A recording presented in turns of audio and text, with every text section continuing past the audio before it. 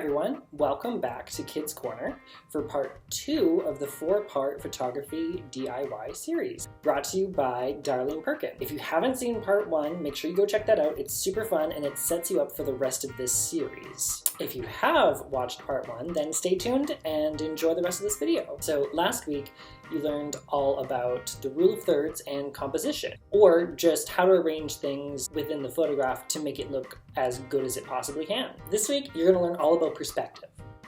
Now, if you don't know what I mean by that, that's okay. It's just a fancy way of referring to your point of view. Now, everyone sees things just a little bit differently. Some people are short, some people are tall, some people are young, some are old, some need glasses. The list goes on. There are tons of things that make us all just a little bit different from one another. And that also means that we see things just a little bit different too. And art is no exception. For example, when you're looking at a picture of a cat, you're not looking at an actual cat. When you're looking at a picture of a cat, you're not looking at a real cat. It's just a picture. You're seeing the picture through the lens of a camera, or more accurately, through the eyes of someone else. This is super important when it comes to art, because when you're making a sculpture or drawing a picture or taking a photo, you're not just recreating an object. You're giving others a glimpse into the world from your point of view. Or, in some cases, you're actually telling the viewer how you want them to look at things. For example, do you want someone to feel super lonely? Have the main subject of your picture super far away.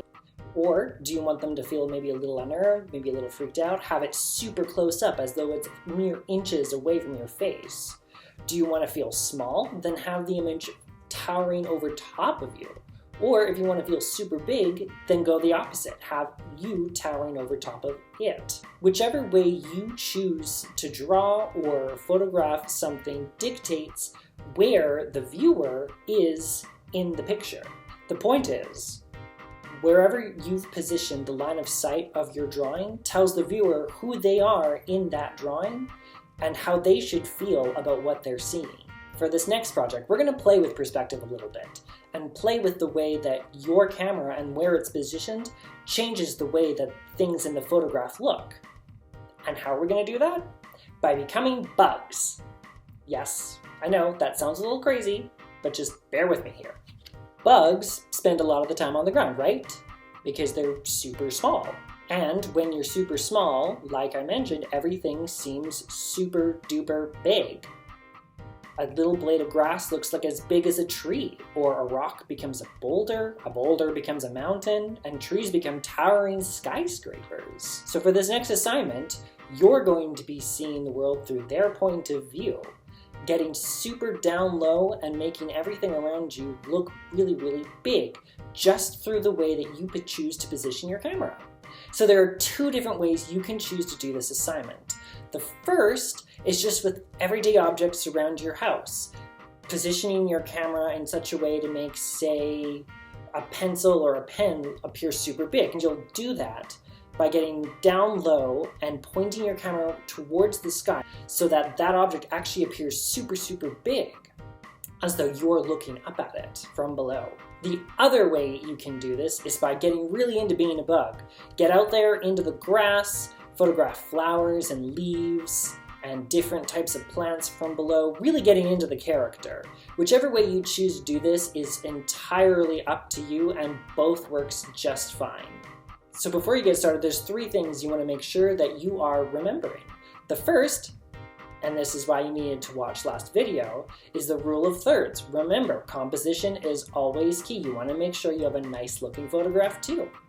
Number 2, make sure whatever you choose to photograph, you've got it nice and punched up super duper close so that you're really pushing that narrative of you being super duper small and that object being super big.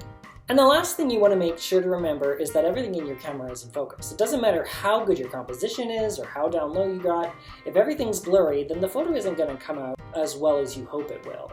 So if you're using a phone, make sure you tap the screen on the object you're trying to photograph. That way everything will be nice, crisp, and clear. If you're using a camera, switch it to autofocus, and this should make it super easy. If not, you can always twist the lens until everything comes into super sharp focus. So that's it for me. I hope you guys have fun becoming bugs. If you'd like a full explanation of this project, I'll be including a PDF document in the description for you to take a look at. Just like before, if you're super happy with any of the photographs you take this week, be sure to send them to me. I'd love to see them. You can send them to our email at wazegamingcommunityarts@gmail.com. You can also contact us at Facebook or Instagram at Wazegaming Community Arts. Thank you so much for watching, and I hope you guys enjoyed taking photos. Bye for now!